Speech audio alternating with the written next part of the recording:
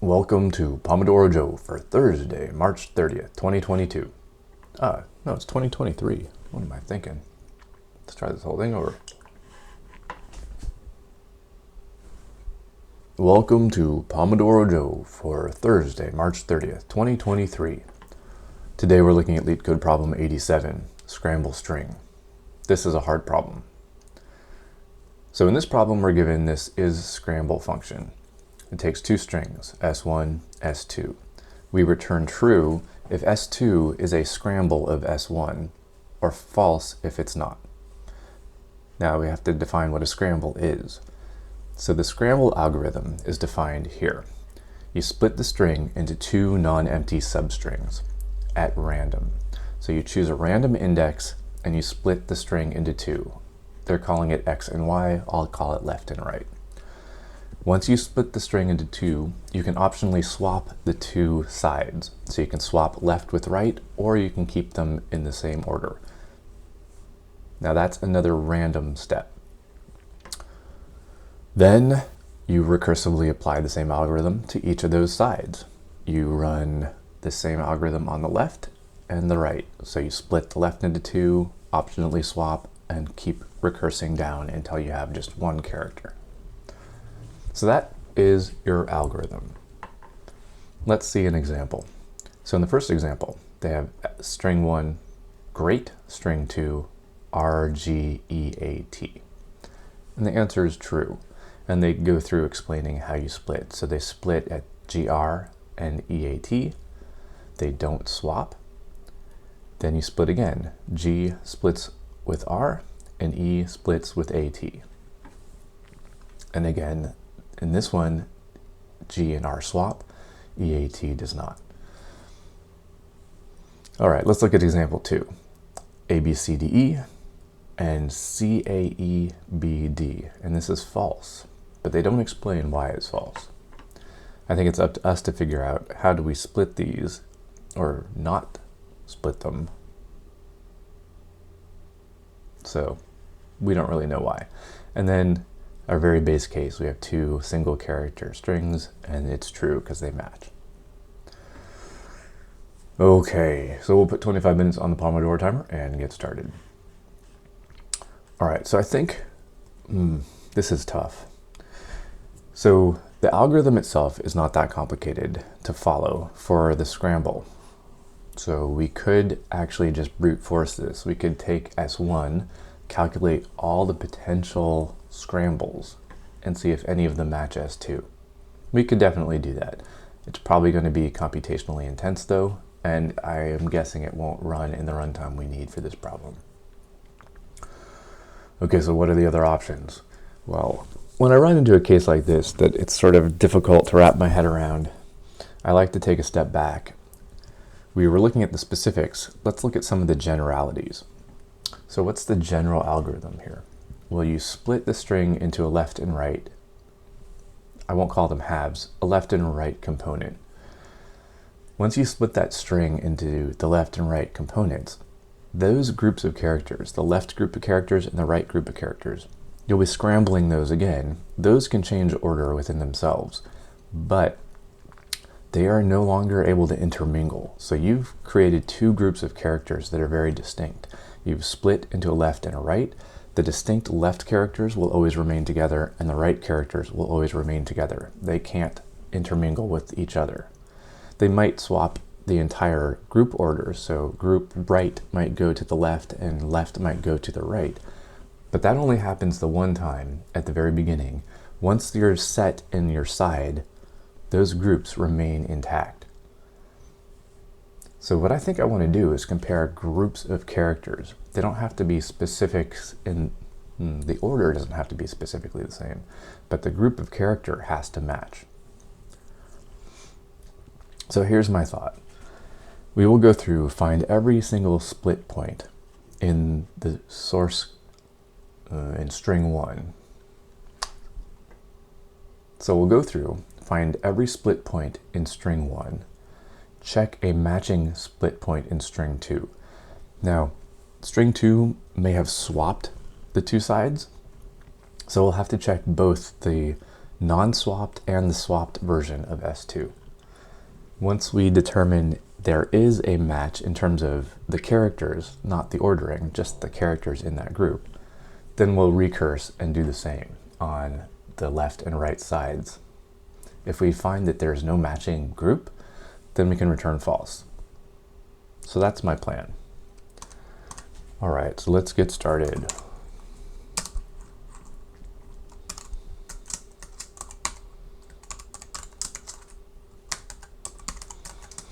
Now we could actually make this is Scramble our main function instead of having an internal function that I'm calling is Scramble recurse.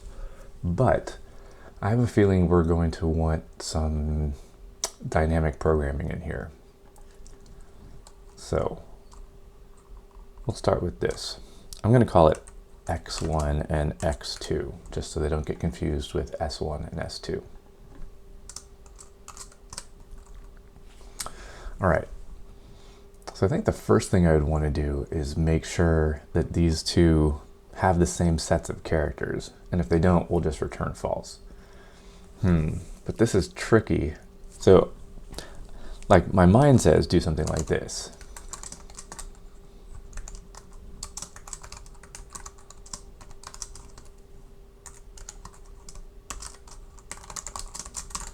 All right, so we'll create sets out of the characters in S1 and the characters in S2, and if the two sets don't match, we'll return false. That sounds pretty good on paper, but the problem with set, in this case, I mean, sets are great, I love sets, but in this case, sets will remove any duplicates. So let's say we have all character A's in set 1 and all character B's, or no, sorry, we have like 5 character A's in S1 and 4 character A's in S2. These two sets will match because they both have A in the set. But that's not going to help us here because we want to make sure that all of the characters and their counts are the same. So we can't use set in this case. But what we can do is this is sort of a trick I've learned along the way. You can sort S1 and sort S2. So if the sorted S1 doesn't match the sorted S2, we'll return false. Now what sorted will do is it will sort in ascending order, which means that all the characters should have the same places and the same counts if these two are matching. All right, so that's our first base case. Are these two groups of characters the same or not? If they're not, we'll return false.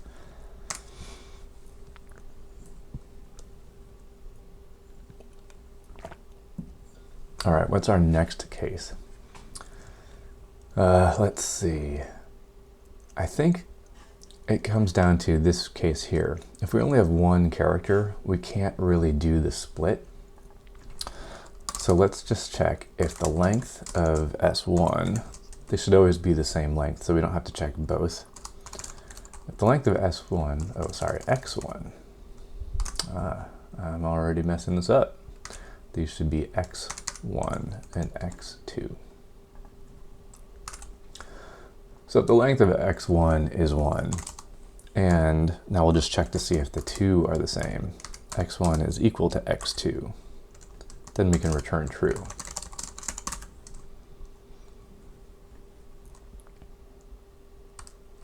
All right.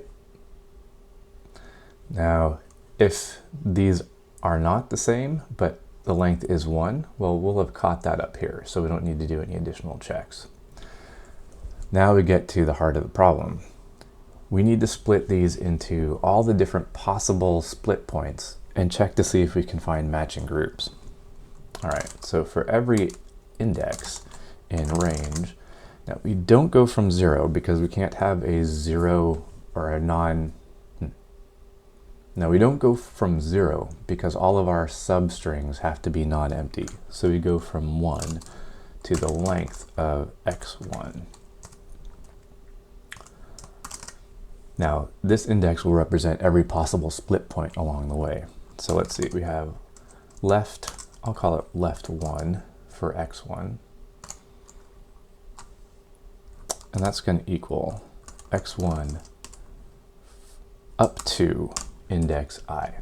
So this will split X1 into all the characters up to index I, and then write.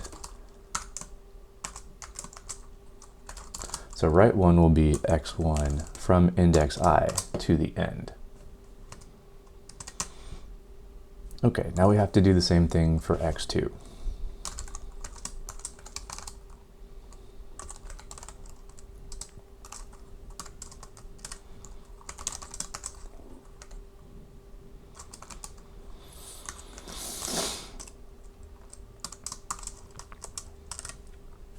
All right, so now we've split our x1 into all the 2 different possible left and right halves. Same thing with x2. We split it.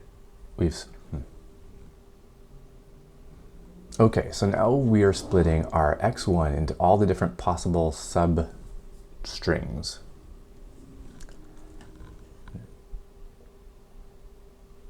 So now we've split our x1 into all the different possible left and right substrings, and we've done the same thing with x2, but we haven't handled the swap.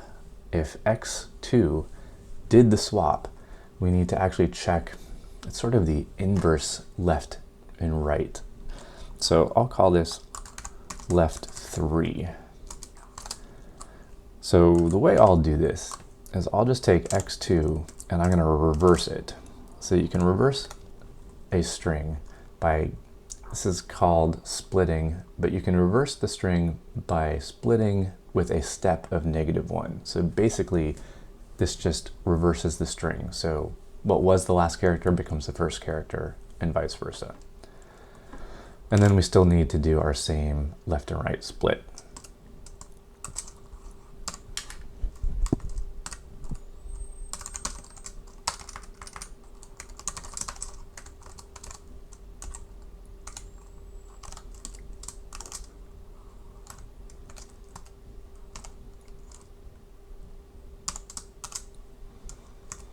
All right, now that we have all of these different sets of characters, remember we can just think of these as groups of characters. Let's compare them.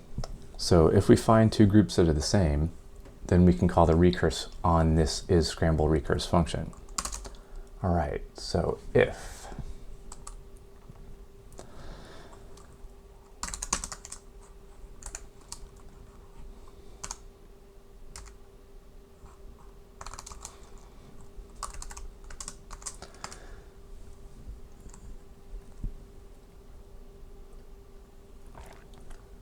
oh, no, this presents a problem. So we'll have to do the same thing we did up here. We'll have to do this sorted to see if these groups match. Well, instead of doing this, so we basically have to do this.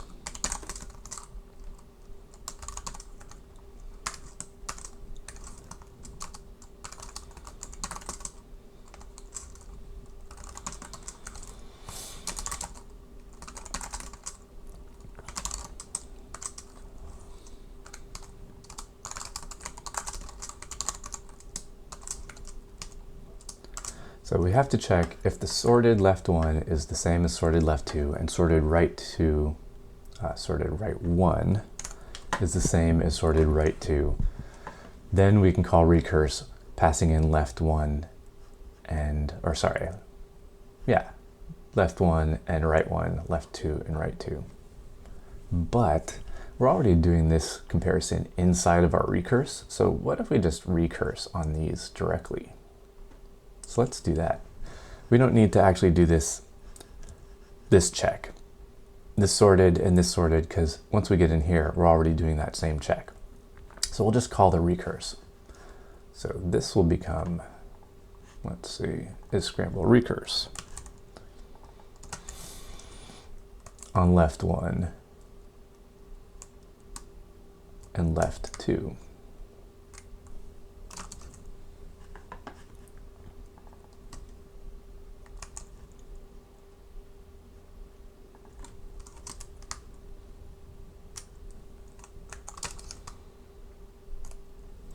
All right, so this changes things a little bit.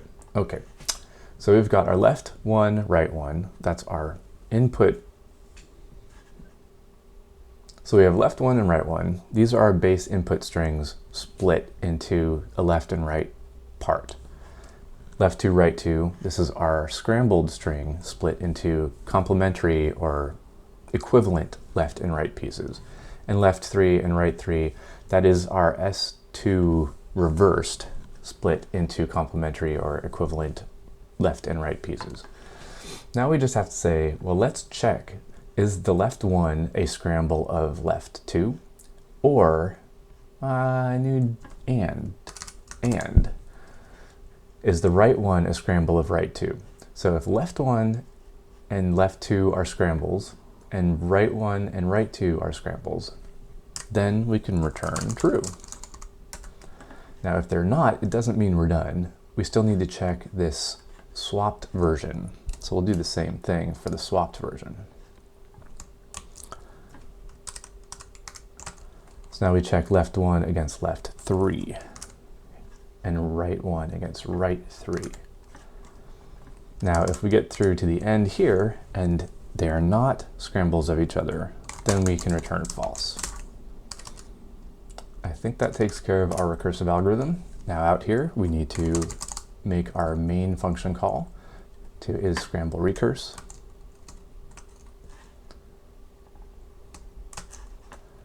So this will kick everything off, and we'll pass in S1 and S2. All right, let's see if this works. Something is not working. All right, let's see if we can figure this one out.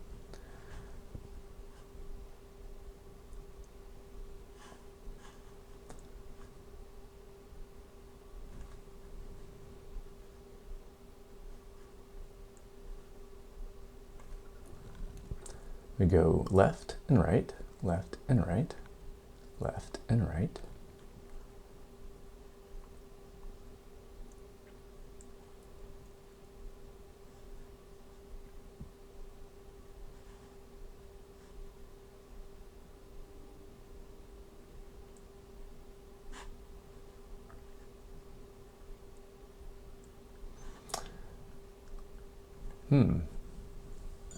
I'm not seeing it.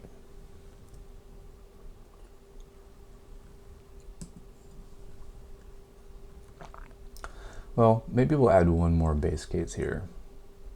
Let's just do this. Oh, that's my alarm. I have to be right back.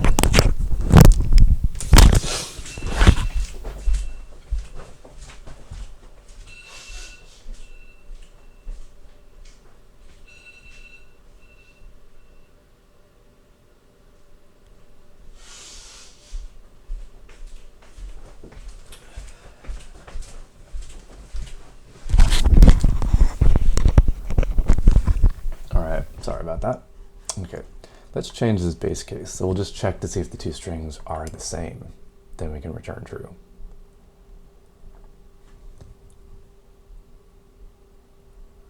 Still not passing this, so that didn't make the difference.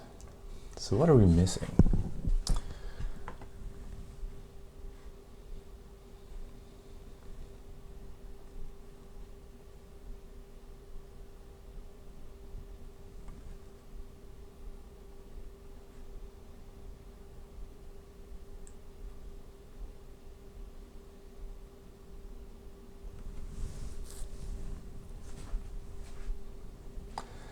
Maybe, well, let's see, what are our third case? That's just a, let's add a new test case here.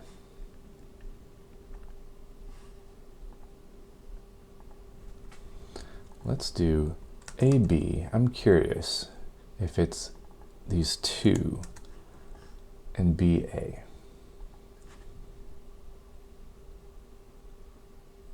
Okay, so we do pass that one. No, that didn't help then.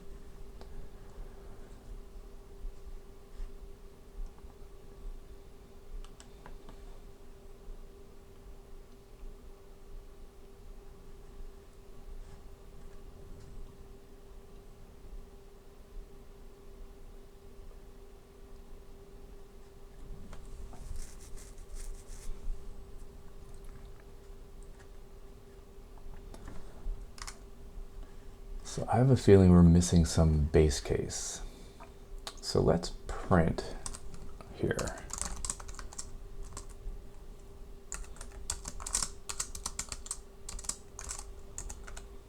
All right, let's check this out.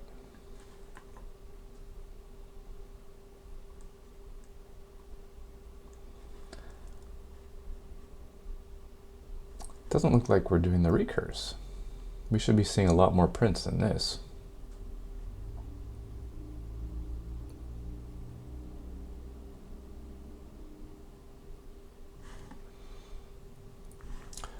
In fact, this is saying that these two sorted are not the same.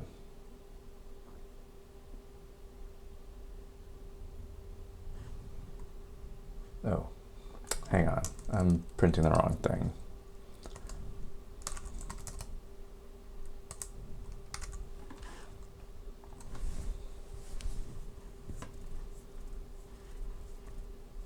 G and R, G and T. Okay, in that case, we should be returning false.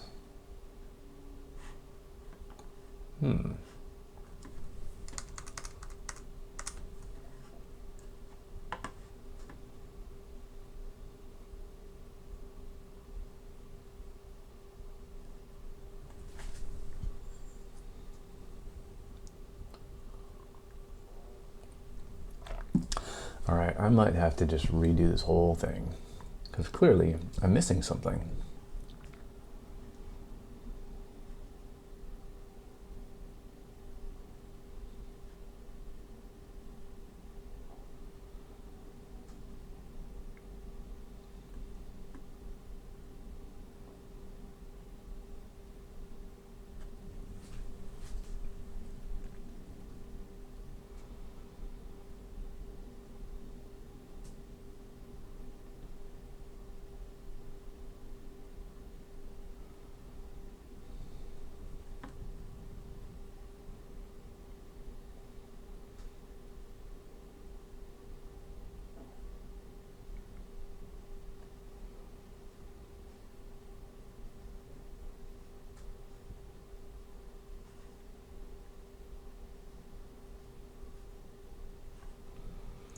Yeah, I don't know what I'm missing because this, I think, should work. Let's see.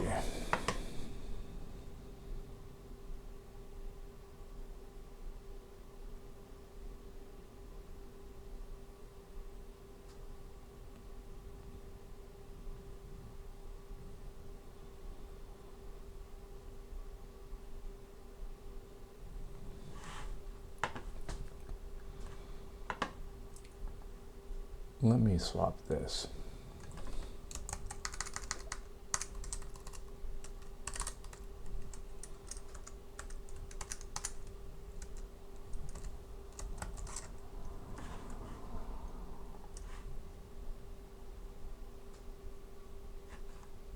No.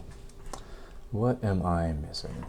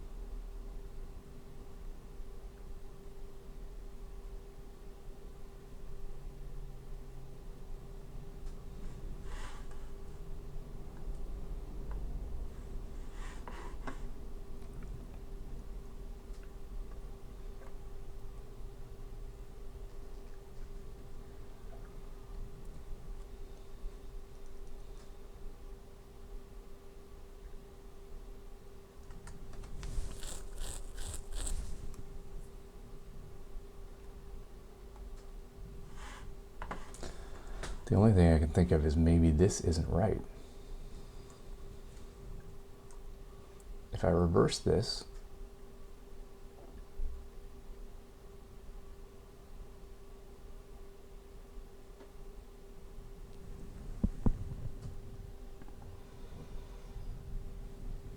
this should be right.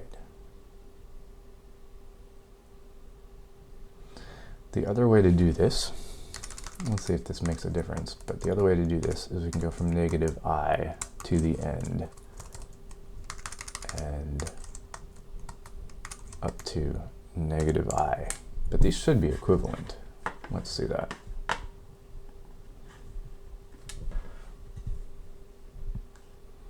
Yeah, it's still failing.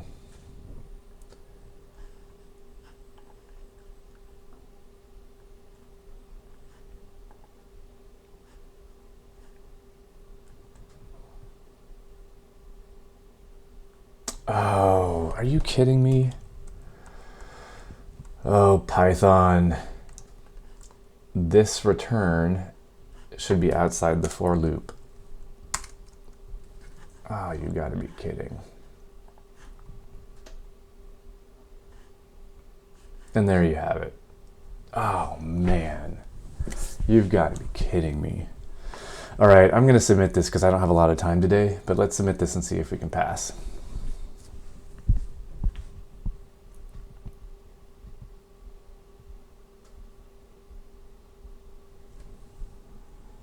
Taking a long time. All right, so we run out of time. Let's use this test case. So this is a very simple function header. It has 2 strings. So a simple thing that we can do here is we can use cache. From func tools, import cache. Now what cache will do, cache is a function decorator. You put @cache right before your function, and it will cache the values, the return values, for any given set of inputs. So if we have the same inputs more than once, we've already cached the value. We don't have to do the calculation again. And 1 minute left. Let's see if we can pass. So that still works. Come on, cache. Oh, and with 1 minute to go, we pass.